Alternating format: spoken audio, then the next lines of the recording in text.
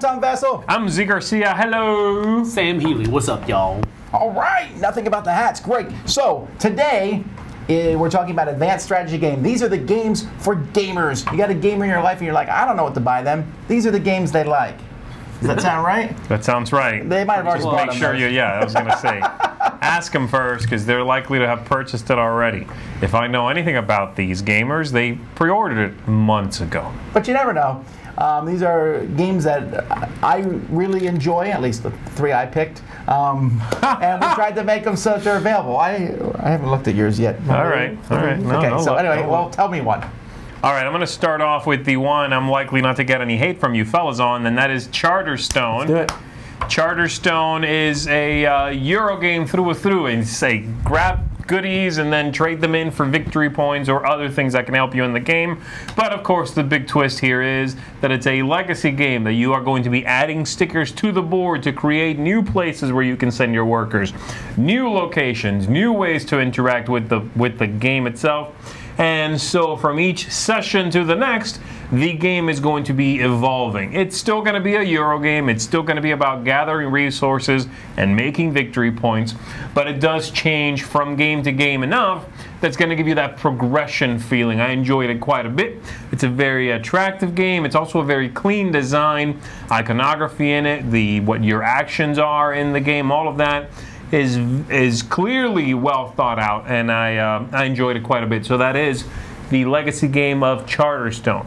Actually, this is one I was going to put on my list also, because essentially it's a Euro game that you are building over time. Right. And then you have your final game. Is it advanced strategy though? Is it that deep? I don't think it's that deep. I think the aspects of putting all the stuff on the board is what makes it maybe a cut above. Well, it's advanced for me. Oh, well then I have like 50 games. Okay, my first is Chimera Station. This is a worker placement game with little aliens, and you're placing them out to get points and all that jazz. Who cares? But what makes the game interesting is that you can modify these aliens. They're little plastic pieces, so you can add parts to them. Oh, so physically, you can actually change the piece. Yes. Oh, that's cool. They like stack on top of each other. So you might add a leaf piece to a guy, then he doesn't need to feed himself anymore. I'm not sure if that means he's eating himself or if he just, maybe he's producing photosynthesis or something. Anyway, or you can add claws to a guy, which, you know, if you add claws to a guy, then he can go and kick another worker off of a spot because he has an attack. Or if you add, you know, tentacles, that when they go to get a resource, they get more resources. You add a brain piece. When they go somewhere, they'll get extra victory points. And so you can mix and match these. It makes it a lot of fun. It's unique and interesting. A lot of good choices. That's Chimera Station with the crazy aliens. All right. I've been there. My first pick of this list is Inis from Matago Games. And this one, while it's not very heavy in how the game plays, I think doing well in the game is where the advanced part comes in. Definitely. The way that things are scored from round to round, they stay the same, but it's wonky because one person can qualify and then another person qualifies and for winning the game, and it's just strange how everything works out during the course of the game, and that's where the advanced aspect comes into this strategy game. What you're actually doing is very simply dudes on a map, area control for a number of different things, but it's just wonky enough that it kind of requires a little bit of a, not higher, but a different echelon of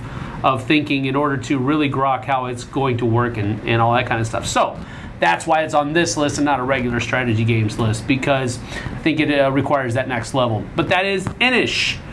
Really cool Irish theme too. All right, my next pick is also a worker placement game, and this one is called Irish? Ex Libris, not Irish, fantastical in fact. In it you are supposed to be different fantastical creatures organizing books on a magical library's shelves.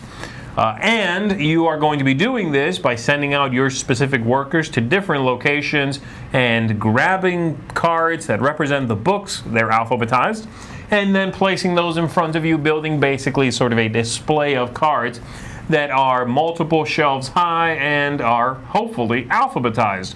You score the most points that way. One of the main tricks in the game is that you only have a few places to go at the beginning of the game, just a few locations to send your workers. But every round you are going to lock down one of those locations. It sticks around in play. The others are discarded and you display several new ones. And so, as you are playing the game, where you can send your workers grows and grows, and there are eventually more places. Some of them stick around, so you can start utilizing strategies that tie into that specific plays. And there's a lot to learn here. First time you play through it, you're going to have to do a lot of stopping and learning what the different places do. But familiarity is going to go a long way into getting this one to play a little bit faster. It's a really enjoyable game. It's got some clever mechanisms in it, engaging gameplay, and a really cool, unique theme to boot. That is Ex Libris. No, he's just making the foot puns on his own. Anyhow, my next one is one of the most popular games out there right now. That's Terraforming Mars. This is a game that actually has a couple expansions now that are out for it. But in this game, multiple players are going to Mars and they're working on terraforming it together. You just want to do it the best way. You start there, you can barely walk across the planet, but as time goes by, you are planting trees and adding oxygen. I'm throwing both of you guys puns and this is not working. But it's a fun game of getting cards, playing cards, and building engines. I just don't like you want me to be planted. I just don't like that. Okay, so anyhow, struggling. But Terraforming Mars is a great, really fun game. It's one that I enjoy a lot. I think it can be played actually. When you first play it, it's not that hard to learn how it works, but it's going to be harder to play it well because you got to learn to build a very efficient engine, and you also can draft cards at the beginning, which change things. So Terraforming Mars, highly recommended. All right, my next one for the advanced strategy category is a very popular game right now. Was somewhat overhyped at the beginning, but it's starting to flesh out that it wasn't actual overhype. It was deserved hype, and that is Scythe. Nah, I think the hype part is over. It's very popular still. It's very, very popular, and I think now the popularity is coming from so many different people playing the game and so many people liking it after having done so. So it doesn't really qualify as hype any longer. A great advanced strategy game, has a lot of moving parts in it, has a lot of different things. The only negative thing that I can ever say about the game is that the end of the game can be somewhat abrupt. You weren't expecting it to end as quickly as it did, but that's also kind of a positive thing because the game does not last as long as you think it probably will. So there's a lot of good things about the game. The component quality is off the charts. The artwork is even further off the charts. Stonemaier Games knocked it out of the park with this one, and they're continuing to do that with good expansions as well. So that Scythe, pick this one up, but make sure they haven't bought it yet. That is likely with that one. One that they probably have not purchased yet, and it might not even be their style or your style, is Fate of the Elder Gods. And here's why. Fate of the Elder Gods, it's certainly an advanced strategy game. There's a lot going on in it. You are going to have a tricky time staying on top of everything that you can do and manipulate in the game, but it has a very different feeling than most of the other games we've been talking about. These are, for the most part, very much Euro games. This is largely a Euro game with a lot of player interaction. Some could even call it Take That, in which you are going to be moving around, invoking different elder gods, collecting spells, triggering those spells, and then saving them until you actually want to deploy that spell. So you are going to have a lot going on with some set collection happening around this really cool board, moving around your characters to do different things, being opportunistic with your timing, being, well, basically picking on the other players if you can at all help it. And summoning Cthulhu. And of course, if you can pull it off, summoning good old Cthulhu. It's a visually stunning looking game, and it is an engaging one that has a lot of moving parts in it. It's really fun, but yes, it's pretty confrontational. I enjoy it quite a bit. Fate of the Elder Gods. All right, my next one I was initially going to put on the thematic list, and that is Godfather Corleone's Empire. But the reason I didn't was because it actually doesn't feel like the movies, from what I understand. It's more just a straight up gangster, Right. mafia type game. But it's still a really fun one. This is a game in which you are working together. You're working by. Right. Yeah. So you're working with your gangsters to control as much of New York Hey, as you buddy, can. would you store my bullets in your chest? All right. I dropped my watch in the river. Could you go look for it? Put on these shoes. So that's what this game is, though. Really, it's this constant battling over territories in New York. And yes, you're going to take out your opponents, mobsters and thugs and things like that. Try to control regions. It's essentially trying to get the most money through any nefarious ways that you can. Really like the game. Great components. Just looks fantastic. A lot of fun. Godfather Corleone's Empire. That's cool. All right, advanced strategy game, and I dare say this is probably the most advanced strategy game that has been mentioned on this complete video ever, and that is Twilight Imperium 4th Edition. This is the advanced strategy game of advanced strategy games, I think. This is what other advanced strategy games play when they go home from entertaining your simple thinking. That is very correct. Twilight Imperium 4th Edition is the new addition to one of my favorite games of all time, that is TI3, which is Twilight Imperium 3rd Edition. Now, it is a...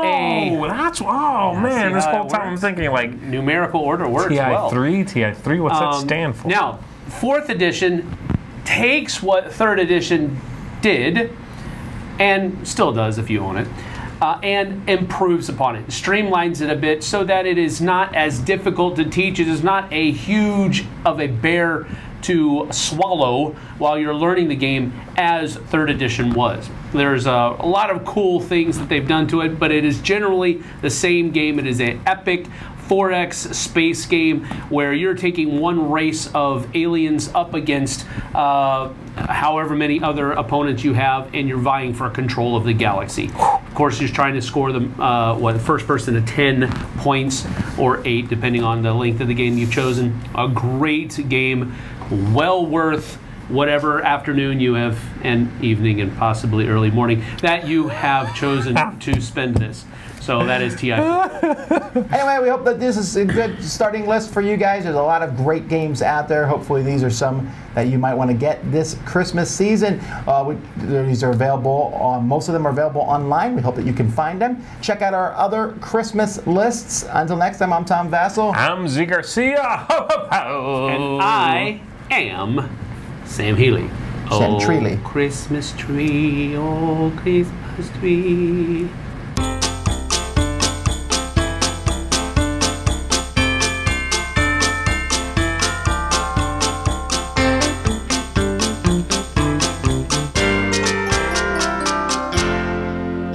Thanks so much for watching the Dice Tower videos. Find more great videos and reviews, as well as our top-rated audio podcast at Dicetower.com. The Dice Tower is sponsored by Cool Stuff Inc., where you can find great games for great prices.